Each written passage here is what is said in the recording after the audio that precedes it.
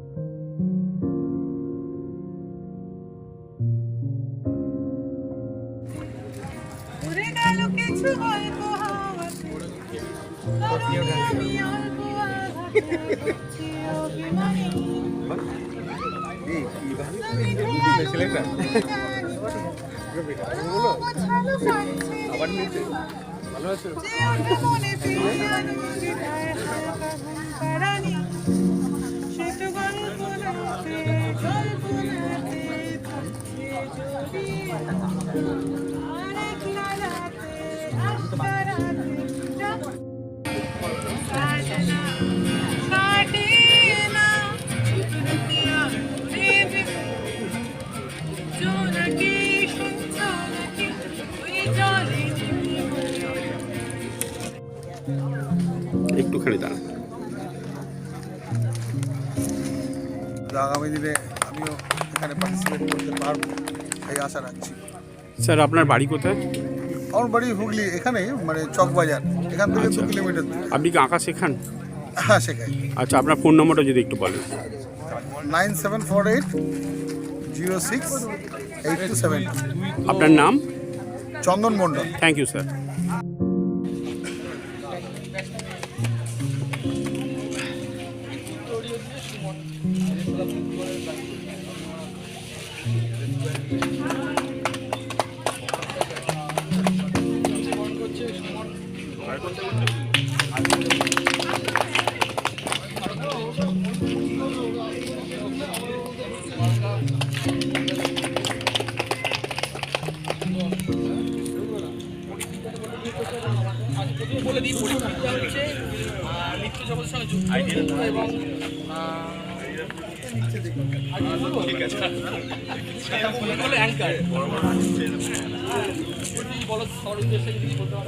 Open ক্যানভাসের সাথে যারা যুক্ত তাদের অধিকাংশকে আমি বহু বছর ধরেই চিনি এবং তাদের সাথে আমার কিছু কার্যক্ষেত্রে আমরা একসাথে হয়তো কার্যজগতে আমাদের দেখা হয়, সবসময় দেখা হয়।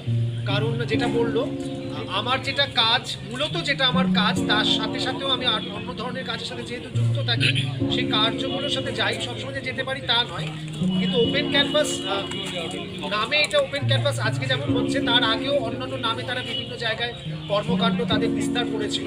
যেটা সবথেকে খুব গুরুত্বপূর্ণ দিক, চৈন বা এখানে তন্ময় যারা এখানে আছেন তারা কিন্তু খুব অল্প বয়সী। তারা নিজেরা চেষ্টা করলে নিজেদের কর্মজগৎটাতেই এগিয়ে যেতে পারতেন। তারা কিন্তু সেটা না করে সম্মিলিত প্রয়াস তারা সবসময় চালান এবং শুধু সেটা করেন না, আরও 5 জনকে তারা উদ্বুদ্ধ যেমন করছেন, তারা এগিয়ে দিতে সহায়তা করছে। যেমন আমি জানি কিছুদিন আগে একটা স্কুলে তারা পারফর্ম করেছিলেন, তারা সরা আর্টের উপরে তারা কাজ করেছিলেন। 100টা বাচ্চাকে তারা উৎসাহিত করেছিলেন এবং সেই 100টা বাচ্চা সরা পেন্টিংয়ের উপর তাদের কাজগুলো সবাই সঙ্গে হয়ে গেছিল। সেই পেন্টিংটাই আমি আবার পরবর্তীকালে যখন নিউজ অ্যাঙ্কার হিসেবে যাই, তাদের প্যান্ডেলে গিয়ে আমি তো দেখে অবাক যে ওই প্যান্ডেলটাই ফর্ম করা হয়েছে সরাগুলো দিয়ে। তো এইটা তারা যদি না করে চৈন অনায়াসে নিজের যে কার্যজগৎ সেখানে সে থাকতেই পারত, বা তন্ময়ের একটা বিস্তার রয়েছে তার কার্যজগতে, ওরা শুধু নিজেদেরটার মধ্যে সীমাবদ্ধ না থেকে ওরা পারিপার্শ্বিক সকলকে নিয়ে এগিয়ে যেতে চায়। এই মানসিকতাটা বিশেষভাবে তার জন্য সাধুবাদ জানাতে লাগে এই যে পুরো যে টিমটা রয়েছে সেখানে ও যেমন রয়েছে, আমি ব্যক্তিগতভাবে ওকেও খুব ভালো মতো চিনি। তো সেই ক্ষেত্রে আমাদের প্রত্যেকেরই উচিত, স্যার এখানে যেমন পূর্ণাঙ্গ বয়োজ্যেষ্ঠ আছেন, কিন্তু যারা খুব ইয়াং এখানে অনেকেই আছেন। এখানে আমার দাদা আছেন, আমার পূজনীয় দাদা, শান্তিনিকেতনে তিনি যথেষ্ট তার কর্মকাণ্ডের বিস্তার আছে তার, এবং সেক্ষেত্রে আমার নিজের বরঞ্চ এখানে সংকোচ, কারণ আমি কার্যজগতে স্ট্রাগলিং কিন্তু শিখছি। কিন্তু যেটা খুব ভালো লাগে সেটা হচ্ছে আমরা যেটা শিখছি বা শিখেছি সেটা যদি আমরা সবাইকে ছড়িয়ে দিতে না পারি তাহলে কিন্তু এই জিনিসটা প্রচার বা প্রসার লাভ করবে, তাহলে শুধুমাত্র আত্মকেন্দ্রিক হয়েই আমরা থেকে যাব। স্যার যেটা বলেন খুব সুন্দর কথা বলেছেন যে আমাদের শান্তি ভীষণ দরকার, কিন্তু শান্তি তো ওইভাবে আসবে না যে আজকে একটা পত্রিকাতে দেখলাম আজকের দিনটা, কালকে আমার শান্তির দিন, কালকে আমার ভালো দিন আসবে। প্রতিটা দিনই কিন্তু আমার খারাপের মধ্যে দিয়েও নিজেকে ভালোটা খুঁজে নিতে হবে। আমরা যদি সেইটা করতে পারি তাহলে কিন্তু আমাদের নিজেদের কার্য জগৎটাও কিন্তু আমরা সুন্দর এবং আমরা আরও মসৃণ করে তুলতে পারবো। কাজের মাধ্যমেই আমাদের শান্তি, কাজের মাধ্যমেই আমাদের আনন্দটা আসবে। এটুকু বলার, নব নব রূপে এসব প্রাণে, এটাই বলবো এই সংস্থার উদ্দেশ্যে।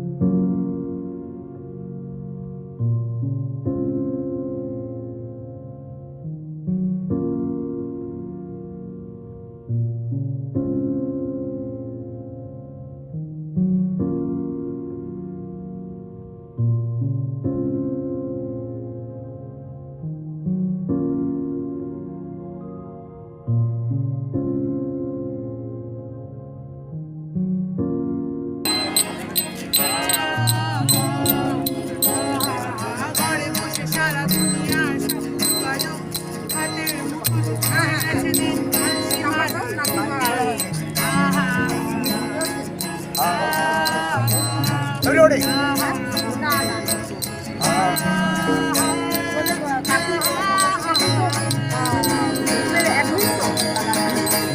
ভেবে দেখেছো কি তারাও যত আলোক দূরে আরো দূরে, তুমি আর আমি যাই কবে সরে সরে। ভেবে দেখেছো কি তারাও যত আলোক দূরে আরো দূরে, তুমি আর আমি যাই কবে সরে সরে। সারি সারি আসে আর যায়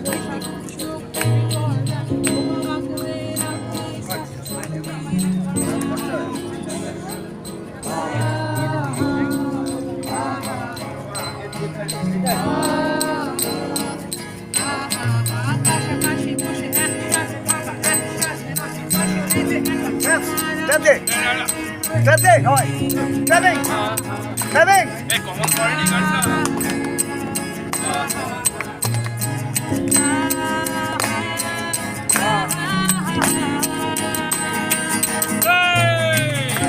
ভেবে দেখেছো কি তারাও যত আলোক বর্ষ দূরে আলো দূরে, তুমি আর আমি যাই কবে সরে সরে।